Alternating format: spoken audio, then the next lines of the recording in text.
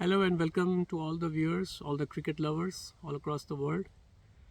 I'm Hassan Nur Khan and a bit disappointed after seeing the progress of the Pakistani cricket team, especially in the last four matches. They started well off, especially against the Sri Lankans and the Netherlands, although the match against Netherlands was also not that satisfactory. But the way they played, the team played against Sri Lankan team, especially they chased down the record highest total. That was amazing, super amazing. A lot has been said in the media about the the way Pakistani team has been playing, and there has been a lot of analysis going on by different experts. I'm not an international player, a former international player. Of course, I am not of that caliber, but what I believe is, as a cricket enthusiast, still playing this splendid sport and has been following this sport since, let's say, 1991, and 92 World Cup is still I can remember waking up early in the morning. I was in class 5 at that time. So bringing all this background and having played this sports since 1994, proper hardball cricket, still playing it, and I have certain points to discuss about this team, not particularly about this World Cup, but maybe more how we have always been approaching every particular cricket World Cup. It's not only about the Cricket World Cup 2023. It's about you may call it 99 World Cup, 2003 World Cup, this 2007 and 2011 and all that stuff. So top of the top of the list is that one notion that this is a young Pakistani team. I don't know. I have grown so old listening to this phrase that this is a young Pakistani team. The commentators, the cricket captains, the coaches, and everyone is coming in on the platforms, different platforms, for example, post-match conferences or pre-match conferences or on YouTube or whatever, and they're saying it's a young Pakistani team. Many people have grown old by listening to this notion that it's a young Pakistani team. For sure, it's not a young Pakistani team. If you look at the stats, for example, let's start with Imamul Haq and try to do the analysis. Mr. Imamul Haq debuted somewhere around, I believe, 2017, and it's like how many years? 3 and almost 6 years, let's say. And the point is that when he will learn, when he will be able to play a match-winning innings, when he will mature into a real opener, a modern-day great, 6 years or even let's say 5 years, maybe he's out in and out of the team for 1 year or even let's say 4 years, but he has been attached with the Pakistani cricket team since 2017, and coming from a very good family or cricket-oriented family of Inzamamul Haq, he was attached with this sports maybe even before that. So his cricketing sense or cricketing nous should be so balanced that he should realize or he should know how to pace up an innings. If you look at the past of the innings of Inzamamul Haq, he was a champion. He knew when to accelerate, he knew when to stop, and when to do the final attack in the ODIs. He was a champion of that, and coming from his family, and Imamul Haq has none of these traits. It's amazing. I cannot even remember one of his innings except one or two he played in Lahore recently against Australian attack on dead Lahore pitches. But other than that, I don't remember that he played a splendid innings and won the match on himself. So, and what else I should say about Imamul Haq? To the real decision makers, please give chance to someone with a proper eyesight. Imamul Haq is an opener, and he's facing bowlers like Mark Wood, Jasprit Bumrah, and these sort of guys who are bowling at 140 plus, 140 kph plus. You cannot send out an opening batsman, that to a left-hander, with spectacles or with eyesight glasses. Like I'm wearing eyesight glasses. I know my eyesight is weak, although it's not that weak. It's just -1. I don't know how much weak eyesight of Imamul Haq is. I don't know, but you cannot play international cricket with these sort of glasses which you can only see from the front. Either you wear glasses which is also covering this side of the eye when you're looking sideways into the bowler. You don't look the bowler like this. You're not Fawad Alam standing like straight like this. You are always a bit tilted. So you're looking from here. And this also has to be seen which eye of Imamul Haq is the dominant eye. Is he right eye dominant or left eye dominant? Because when he's batting like this, his right eye is there. That means he's facing the bowlers with his right eye more, because this left eye is a bit shielded. So these are the technical things, but cutting a long story short, it's a altogether a full-fledged debate. But please send someone with proper eyesight, with proper reflexes. Imamul Haq cannot pull the ball. He has so much belly fat over here that it doesn't mean that people with belly fat cannot pull. Imamul Haq used to play the pull shot very well, and he used to be very fat, but he was very tall, and somehow his muscles around the belly area were toned for it. Imamul Haq is not. He cannot pull the ball. Whenever he's doing it, he's giving a catch simple at short mid wicket, and that's it, and he's gone. He's a big liability, and people are talking about the fact that he might be the next captain. I believe it's total nonsense. A guy who doesn't even deserve to be in the team just based on some few centuries and few consistent scores on some dead pitches or some conducive conditions. He's not a player of he's a mediocre player, let me put it straight away. And if you really want to compete at the international stage, which I really doubt that the Pakistani team really wants, that's another story. Are they just nowadays? As a cricket fan, I feel Pakistani team is a filler team. You know what is a filler team? Like, they are like top teams 4 or 5, and then we need some 4 or 5 more teams to have a sort of a World Cup. And maybe the impression among the Pakistani cricketers and the Pakistan Cricket Board is also that we are just a filler team.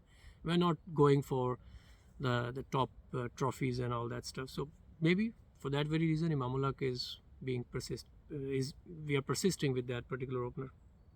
And if you move forward to Fakhar Zaman, Mr. Fakhar Zaman, yeah, he bursted onto the scene in 2017 Champions Trophy, played a splendid knock and played an innings of 194, an innings of ages, and in South Africa, and almost single-handedly won that match for Pakistan. I believe in Fakhar Zaman's case, you need to give him some more chances, give him confidence, license to kill. He's the guy who can hit a 6 to Mitchell Starc straight away, and he has the ability to hit sixes. And by the way, we are talking about the opener, so we all are aware, and it's been a funny story. Pakistani team has been the laughing stock of the commentators and the analysts that in this particular World Cup, the maximum number of sixes being hit in the power play has been by India, I believe, and the least are from Pakistan side. Recently in this match against Afghanistan, Abdullah Shafiq has hit 6. That was the first one. What a pity is this? This is utter nonsense, and you're taking these guys to the World Cup knowing the power play and all that stuff. Moving on, the next biggest trouble or the biggest problem which I feel or I have analyzed, which I'm listening to a lot of commentators and a lot of guys, nobody has touched. In former days, when we look back in the early 90s and the early 2000s, maybe in the 2010s as well, but especially the 2 decades of the 90s and the 2010, we always used to have a fixed number 4 and 5 batsmen, very solid batsmen. You can recall, like if we go back in the 2000s, it was Imamul Haq and Muhammad Yusuf, and one down sometimes Yunus Khan, or maybe sometimes Yunus Khan down the order, but 4 or 5 Yusuf and Zamam. These were the guys who used to come there. And I remember that in the 2000, Pakistani team was also struggling with the openers, like it has always been struggling with openers. And there used to be a collapse every now and then. And then I'm talking about ODIs in particular. All this discussion is revolving around one-day international cricket. And Inzamam and Yusuf, they used to come fast, tip, like blocking the bowlers and then trying to get the single doubles and then hitting boundaries. And then at the end, total blast. And then the later middle order, lower middle order, and the late order, the tail enders, they used to come and they used to collect some 20-30 runs and respectable total, and there used to be a good match of it. Now what's happening now?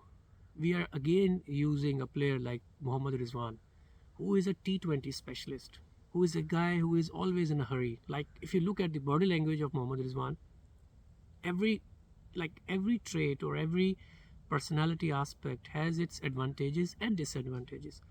The personality traits which Mohammad Rizwan has, the agile nature and the unstable nature, they're more tailor-made for T20 internationals or T20 cricket. Small amount of cricket, 20 overs, and you just go for batting. You play 4, 5, 6 overs, 7 overs. You hit out at every ball. There is no innings build sort of a thing. But when you translate those things into one-day international, Mohammad Rizwan is not a number 4 or 5 batsman. The maximum capability of him in one-day internationals is to bat at 6 or 7, give a flourish towards the end of the innings, and that's it. You are overutilizing him. Maybe it's because that he has far more influence in the cricket team. The reasons might be beyond cricketing reasons that are circulating in the social media these days. We have just come to know about them. But he's not a number 4 one-day international batsman.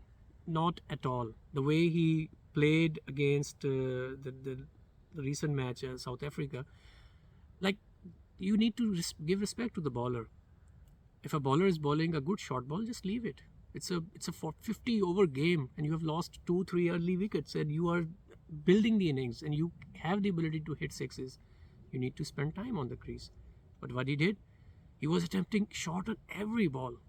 So you can't do that in ODI International. In ODI International, yeah, of course, you can do that if you maybe a Glenn Maxwell, or if you are maybe David Warner, or if you are maybe, let's say, Daryl Mitchell or Marsh guy. If you are one of these guys, or Rohit Sharma or Virat Kohli, you can hit a 4 or 6 on every ball. You can hook, pull, cut, drive, but your game is definitely marginalized.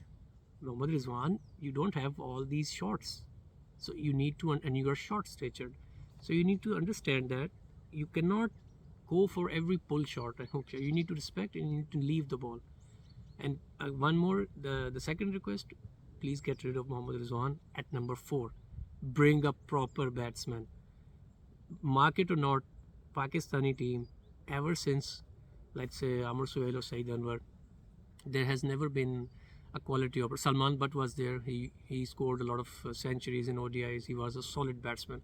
But apart from that, Pakistani openers have always been struggling. So given this fact, our 1 down, 2 down, 3 down have always been in the field within the 10 overs or 15 over mark. So you cannot send a batsman like Rizwan who doesn't have the capacity to deliver.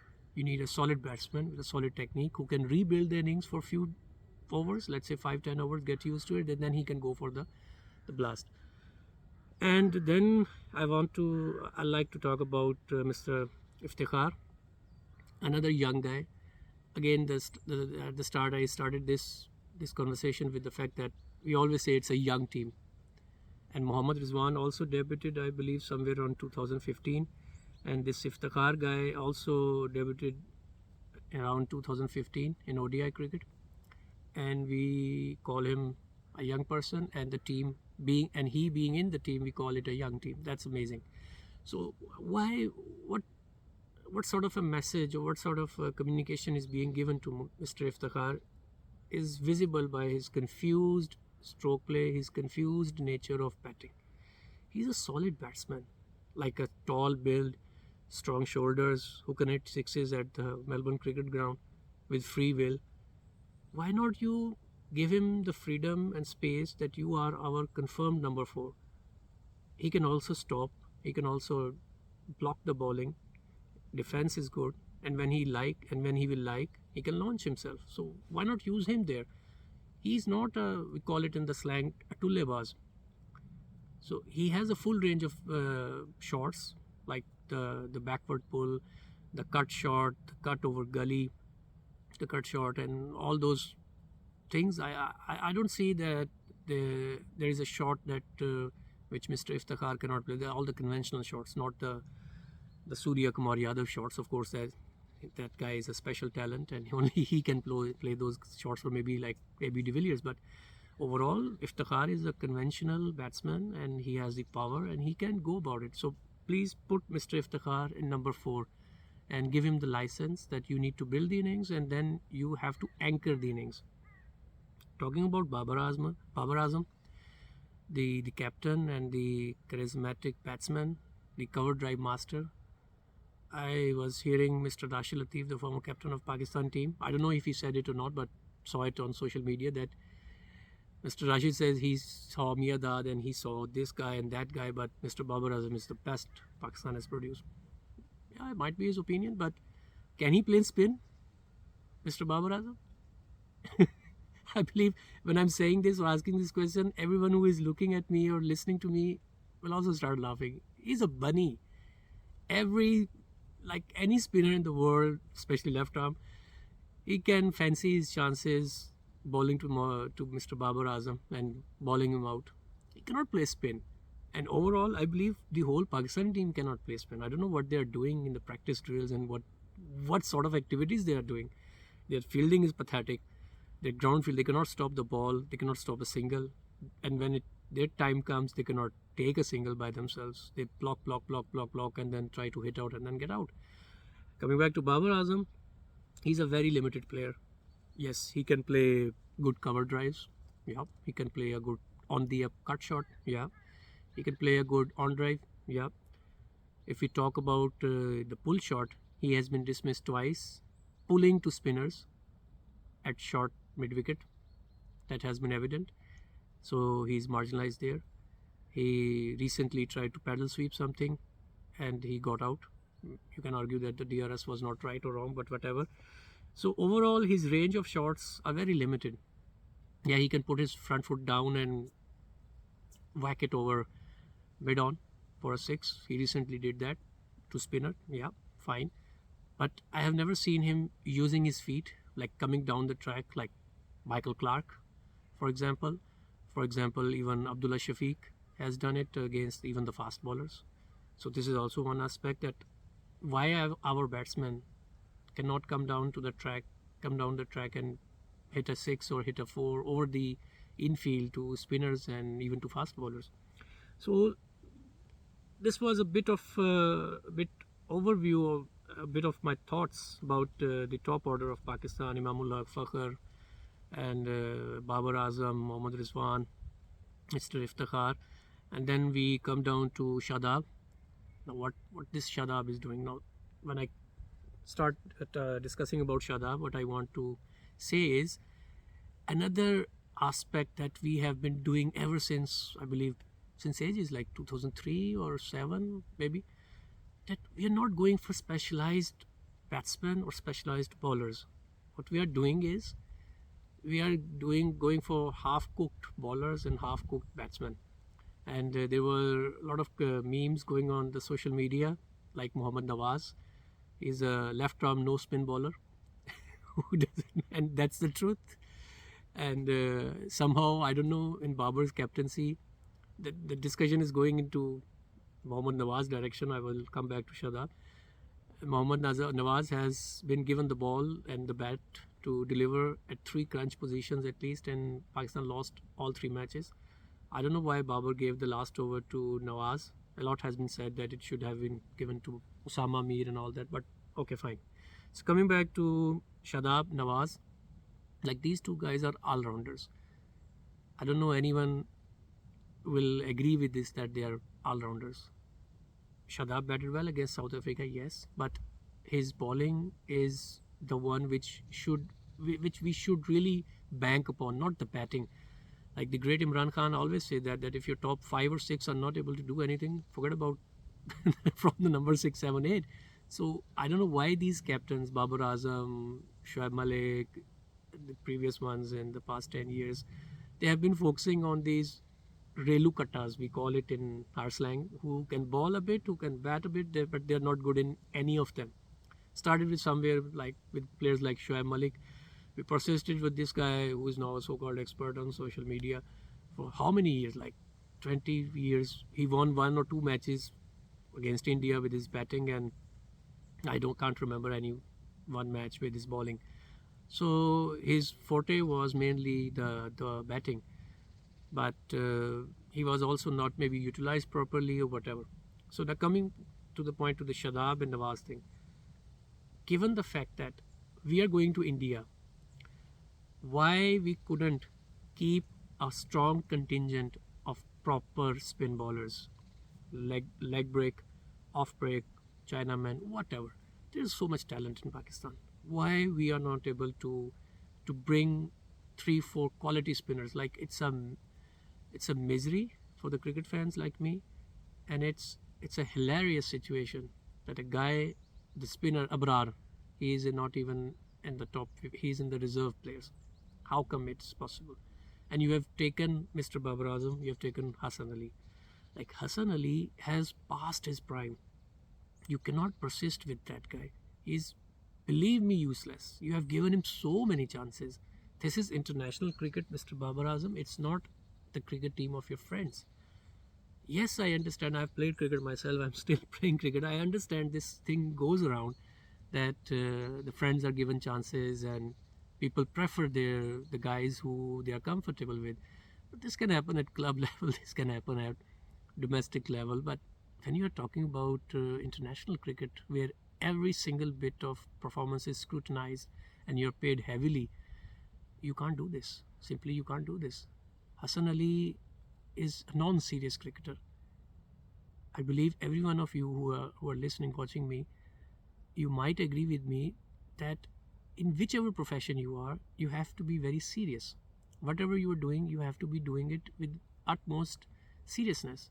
And if you are doing something, especially on the place of your work, like dancing, making this generator sign, and then you're putting your private life, like it's a good thing. You're showing you are showcasing your private life, but there should be some decency, or there should be something that fans can relate with it. Like there are a lot of things which Hassan Ali has been doing on and off the field, and I've seen practice sessions in which he was very non-serious, doing some activities or like laughing in a way. Or it doesn't mean that you can't laugh with your friends when you are on practice session, but you should be very thoughtful. It's just like somebody going to office and planning something, and during that he's also laughing and he's also gossiping and jumping up and down from his seat with his other colleagues. It's not doable. You can't do that. When you are at work, you are at work. You need to improve your bowling. How many different deliveries Mr. Hassan Ali has developed over the past few years? Has he developed a good slow one? Has he developed a bouncer? Has he developed a Yorker? None. How you're going to develop it when you are doing all this laughing and non-serious stuff in the practice sessions? So he's just there. Now everyone knows and everyone agrees that he's just there because he's a good friend of Babar Azam. The same goes with Imamul Haq, maybe the same goes with Mohammad Rizwan, many others in the team as well. And so this thing that we made a blunder, that we put the spinners who are maybe marginalized, again bowling 4 overs maximum.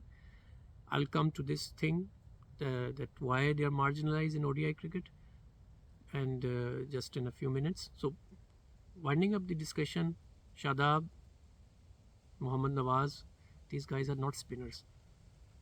They are not spinners that you can rely upon. You need proper leg break or whatever, off break or Chinaman spinners. For example, Osama Mir. Now you, again, I started this discussion that there have been some traits of Pakistani cricket which has been going on in every World Cup. For example, now I remember going back to 2015 World Cup, there was this discussion of using Sarfraz Ahmed as an opener. All the cricket team was resisting. I don't know why. And Waqar Yunus was the coach, who is now again commentating. And but all of a sudden, then Nasir Jamshed dropped a lot of catches and all that stuff. So then we sent out Sarfraz to open the innings, and he played a really good innings, really solid and fearless innings, and gave Pakistan a good start. Again, going back to our current players, Why we are not using Usama Mir from the day one? And the second example, Yasser Shah.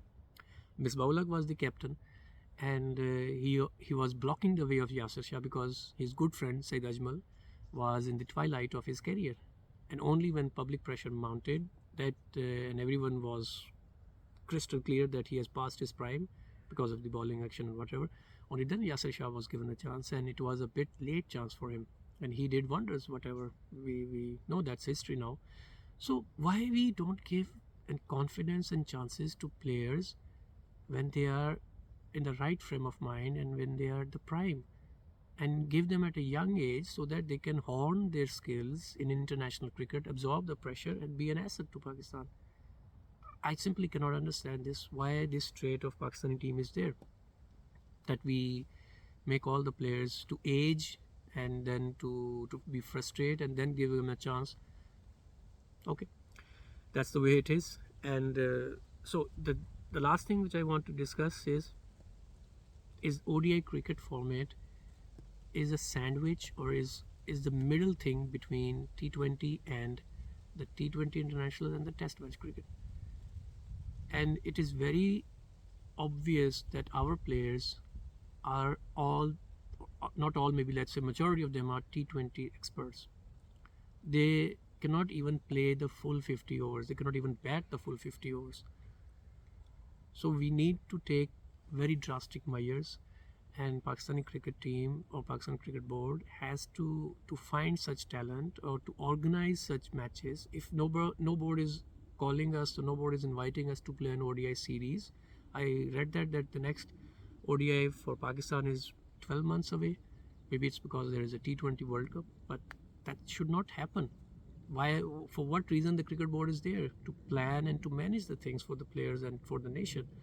So they should organize some local matches, some local tournaments, keep on playing with each other so that more and more talent can come up and they can showcase their abilities. And we can also be sure that, okay, this guy played this many innings or this many balls and he was able to perform in crunch times, crucial junctures of the game.